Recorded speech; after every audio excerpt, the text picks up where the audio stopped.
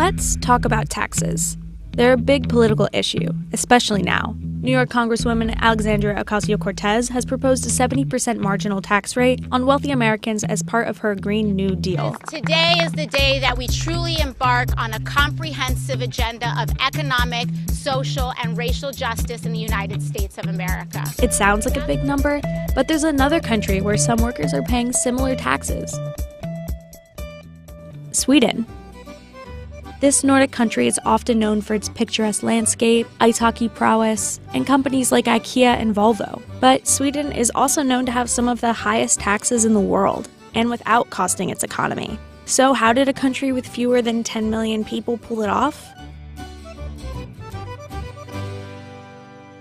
This is Torben Andersen. He's a professor with the Department of Economics and Business Economics at Aarhus University in Denmark.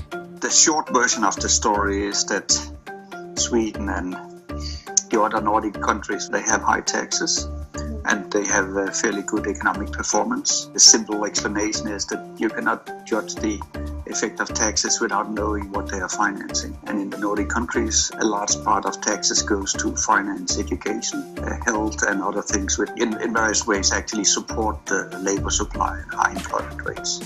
In other words, Sweden has been able to support both high taxes and high economic growth because of how it spends those taxes.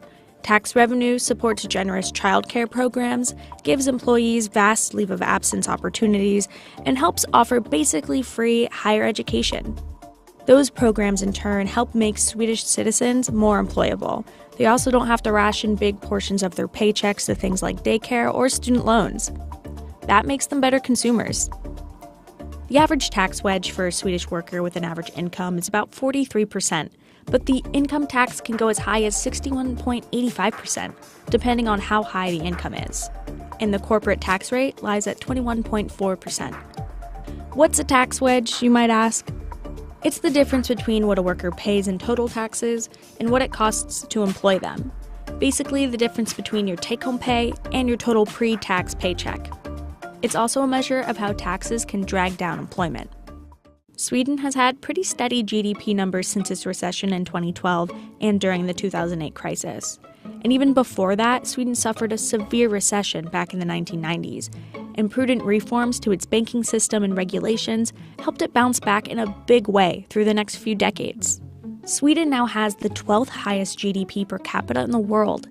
In fact, other high-tax Scandinavian countries like Norway and Denmark also ranked in the top 10 countries when it comes to GDP per capita. The Swedish tax system has, of course, income taxes, but also has a high level of social contributions. At the end of the day, it's not so important whether taxes are collected in one way or another. There's still a wedge in the labor market, creating a difference between the cost of labor to the employer and the take-home wage after taxes and all social contributions to the workers. So, for example, a single worker making roughly 726,000 Swedish krona a year in salary, or about 78,000 in US dollars, would have a marginal tax wedge of 69.7%. That percentage is nearly what Alexandria Ocasio-Cortez is suggesting, but she's saying that this tax rate would apply to those making over $10 million a year. Where do these tax dollars go in Sweden? They pay for things like childcare, healthcare, and education. But if you look at an average family, yes, they pay taxes. But then on the other hand, they don't have any expenditures on education for the kids and so on. So they give out a lot of money with one hand, but they also get appreciated services back on the other. Of course, nothing is perfect, but still they get value for money. And you can also see that politically there's very broad support for maintaining this system. But it's up to Swedish politicians to decide how to spend tax revenue. This is Johan Norberg.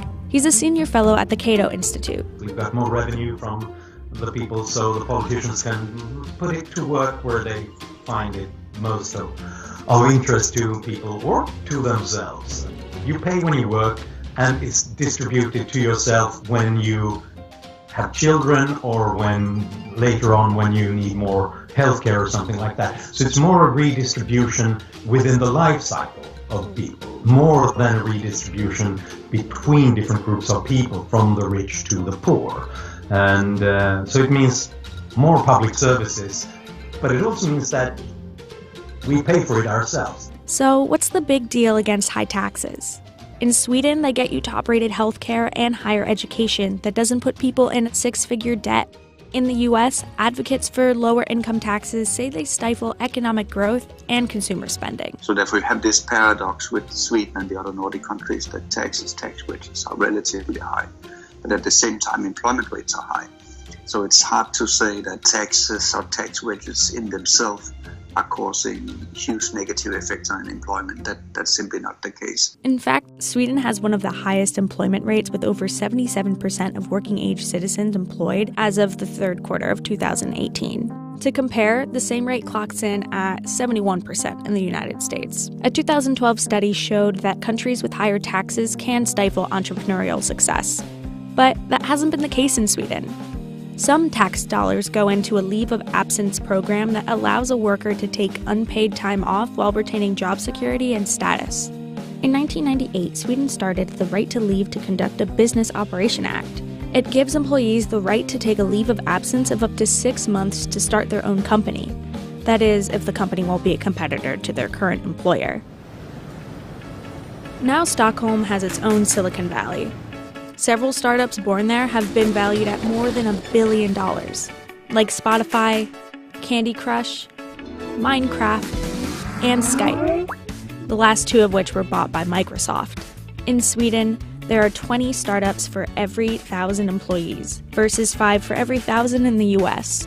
And for some of those entrepreneurs who may have come into wealth along the way, there's an absence of other taxes they would maybe have to pay if they lived elsewhere. Sweden is actually quite friendly to large owners of capital. We don't have taxes on property, no tax on wealth, no tax on gifts or inheritance, but instead it comes from income taxes, but also from consumption taxes.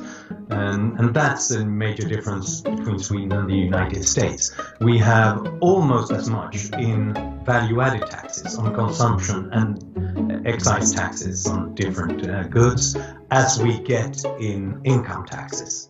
Somewhere between high employment rates, high taxes, and support to those with the entrepreneurial spirit, Sweden's economy has stayed strong. Sweden, though, isn't immune to the ongoing global growth slowdown. In fact, the Swedish krona has been the worst performing major currency in 2019. I think the outlook, as for many other countries, is that growth will become somewhat lower. And of course, there are many uncertainties, also things happening outside Sweden or the Nordic countries which affect Sweden. But they are sort of pretty okay compared to other countries.